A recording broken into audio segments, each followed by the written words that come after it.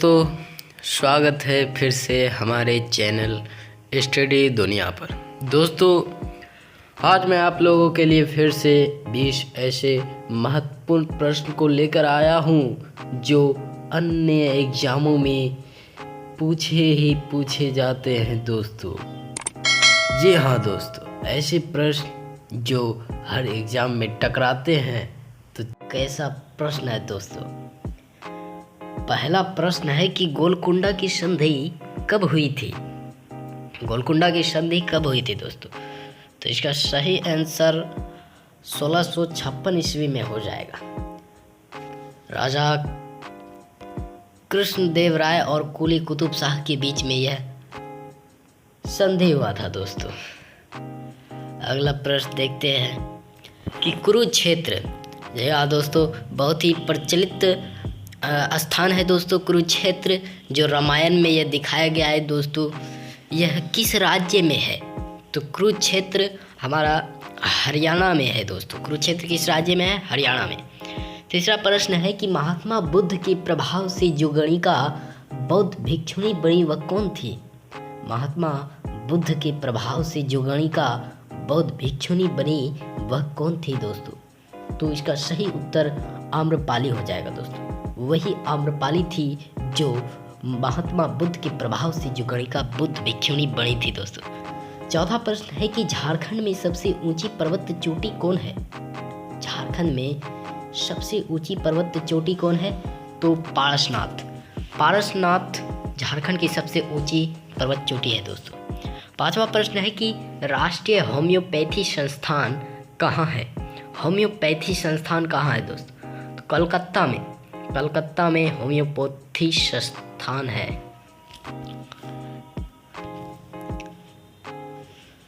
तो हमारा छठा प्रश्न है कि देशभक्ति धर्म है और धर्म है भारत के लिए प्यार। जी हाँ दोस्तों, बहुत ही धांसू प्रश्न है कि देशभक्ति धर्म है और धर्म है भारत के लिए प्यार किसका कथन है? तो यह स्वामी विवेकानंद जी का प्रमुख कथन है दोस्तों। बहुत ही लजीज प्रश्न था। तो अगला प्रश्न है कि वह कौन सा नृत्य है जिसमें मुखौटे का इस्तेमाल किया जाता है? दोस्तों, बहुत ही महत्वपूर्ण प्रश्न है। यह कई एग्जामों में पूछे भी जा चुके हैं दोस्तों कि वह कौन सा नृत्य है जिसमें मुखौटे का इस्तेमाल किया जाता है। तो वह है कथकली। कथकली केरल में प्रचलित यह नृत्य है दोस्तों जो मुखौटे का इस्तेमाल किया जाता है इसमें। अगला प्रश्न है कि नेपाल में संवैधानिक राजतंत्र की स्थापना कब हुई थी? जी हाँ दोस्तों, नेपाल में संवैधानिक राजतंत्र की स्थापना कब हुई थी? तो 2008 को नेपाल में स्थापना हुई 2008 को। अगला प्रश्न है कि दूध सागर जलप्रपात कहाँ है? दूध सागर जलप्रपात कहाँ है दोस्तों? तो इसका सही आंसर हो जाएगा गोवा दोस्तों। गोवा में ही हमारा पहला शराब संग्रहालय खोला गया था दोस्तों। क्या पहला शराब संग्रहालय खोला गया था दोस्तों? गोवा में शराब संग्रहालय खोला गया था दोस्तों। अगला प्रश्न है कि कौन सा प्राणी अपने आप में पानी जमा करता है? ऐसा कौन सा प्राणी है जो अपने आप में पानी, आप नहीं होगा दोस्तों, यहाँ पे कुछ लिखने में गड़बड़ी हो गई होगी शायद, तो इसी कारण यहाँ पे कुछ गलत हो गए हैं। आपकी जगह पे आंत होगा दोस्तों, आंत यानी पेट। वह कौन सा प्राणी है जो अपने आंत्र यानी पेट में पानी जमा करके रखता है दोस्तों? तो वह आंसर हो जाएगा ऊँट। ऊँट ऐसा प्राणी है जो अपने पेट में पानी जमा करके रखता है और वह कई महीनों तक बिना पानी पिए रह सकता है दोस्तों। अगला प्रश्न है कि बहुत ही महत्वपूर्ण प्रश्न है दोस्तों कि संसार ईश्वर है और ईश्वर मेरी आत्मा है। संसार ईश्वर है और ईश्वर मेरी आत्मा है, यह कथन किसमें कहा गया है दोस्तों? ये बहुत ही इम्पोर्टेंट प्रश्न है दोस्तों। तो इसका सही आंसर वेद हो जाएगा दोस्तों। वेदों में कहा गया है कि संसार ईश्वर है और ईश्वर मेरी आत्मा है। अगला प्रश्न है कि उठो उठो जागो और लक्ष्य के प्रति तब तक मत रुको जब तक कि वह हासिल ना हो जाए।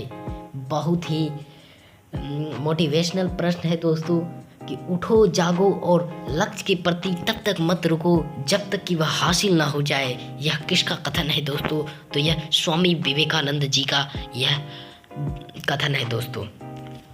अगला प्रश्न है कि मानव खोपड़ी का अध्ययन क्या कहलाता है?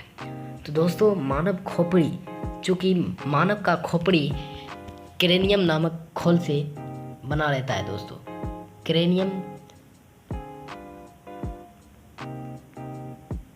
क्रेनियम नामक खोल से बना रहता है, इसीलिए मानव खोपड़ी का अध्ययन कहला जाएगा क्रोनोलॉजी दोस्तों। मानव खोपड़ी का अध्ययन क्या कहलाता है? क्रोनोलॉजी। इसका खोपड़ी किससे ढका रहता है? तो क्रेनियम नामक से ढका रहता है। अगला प्रश्न है कि ज्वालामुखी मंदिर कहाँ स्थित है? ज्वालामुखी मंदिर कहाँ स्थित है? तो यह हिमाचल प्रदेश हो जाएगा दोस्तों। ज्वालामुखी मंदिर कहाँ स्थित है? तो हिमाचल प्रदेश में। 15वां प्रश्न है कि लक्ष्मी सागर बांध किस नदी पर है दोस्तों? यह प्रश्न बहुत ही वीवीआई प्रश्न है दोस्तों। यह एक परीक्षा में भी पूछे जा चुके हैं, एक कंपटीशन वाले एग्जामों में भी पूछे जा चुके हैं कि बेतवा नदी पर जो है लक्ष्मी सागर बांध स्थित है। अगला प्रश्न है कि पुनर्जागरण की अवधि में किस देश को यूरोप की पाठशाला माना गया था दोस्तों? यह भी प्रश्न काफ़ी मज़ेदार है, जानदार भी है कि पुनर्जागरण की अवधि में किस देश को यूरोप की पाठशाला माना गया था? तो इसका सही आंसर इटली हो जाएगा दोस्तों, क्योंकि पुनर्जागरण की शुरुआत इटली में ही हुई थी, इसीलिए इसका सही आंसर इटली होगा दोस्तों। यूरोप की पाठशाला माना गया था इसे। अगला प्रश्न है कि तमिलनाडु के नाम से मद्रास राज्य कब नामित हुआ? चूँकि पहले तमिलनाडु को मद्रास के नाम से पुकारा जाता था दोस्तों।